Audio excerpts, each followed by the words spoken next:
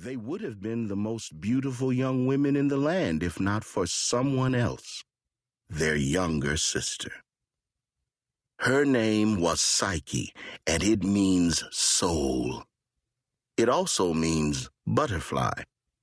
Maybe that's what the soul is like, fragile, colorful, and beautiful like a butterfly.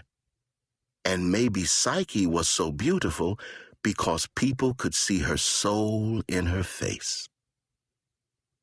I tried to write something that would give you an idea of how beautiful she was, but the letters of the alphabet got so confused and jumbled up, trying to arrange themselves into words to describe someone for whom there were no words, they ended up crying in frustration. I hate trying to make words out of letters that have been crying and are so wet they can't stay on the page. Later on in the story, after the letters dry off, I'll try again to arrange them into enough words so you'll have some idea of what Psyche looked like. For now, you'll just have to believe me when I say she was the most beautiful woman in the world.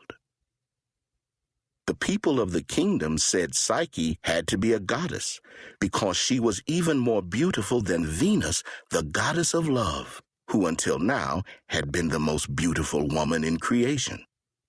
The news of Psyche's beauty spread all over the world. Soon, people came to see Psyche from everywhere.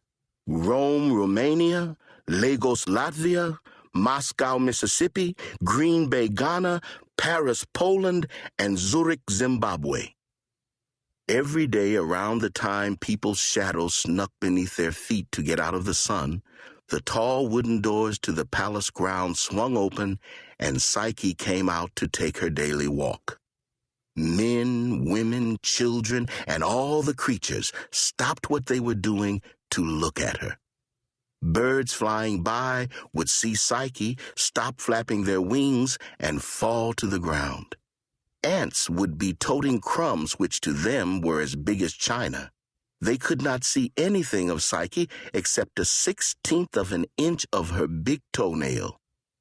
But that was enough for them to be so overcome by her beauty that they dropped their crumbs and just stared. Psyche walked along the road that led from the palace to the outskirts of the largest village, which wasn't far, and then she walked back and the palace doors would close behind her. But for the rest of the day, not much got done in the kingdom because everybody and every creature was thinking about Psyche. Cows didn't make milk, sheep didn't grow wool, hens forgot to lay eggs, the butcher didn't slaughter animals. The baker's bread and cakes burned in the oven, and the candlestick maker was in too much of a daze to dip his wicks in tallow. Well, this was not good for the economy. The economy went into a recession, then a depression, and finally went into a cul-de-sac, which is different from a paper sack and a gunny sack and a sad sack, as well as a sack on the quarterback. The king had to do something or the economy was going to collapse. He thought the matter over and decided that if Psyche went for a walk only one afternoon each month, the economy would be all right. "I don't appreciate your deciding what I can do and when I can do it," Psyche told her father. "The economy is more important than your happiness," the king replied. That tells you right there what kind of king he was. Who in his right mind would make the economy more important than a person's well-being? But he was the king, and what he said was the way things had to be. He must have been asleep the day in kinging school when the teacher talked about the law of supply and demand. When the supply of something diminishes and the demand for it goes up, it is going to cost more. The king was about to pay a very high price because the demand to see Psyche was about to destroy the kingdom. The birds and the insects carried word of the king's decree to the farthest ends of the 4 directions, which happened to be 10,000 miles on the other side of next week. Everybody and everything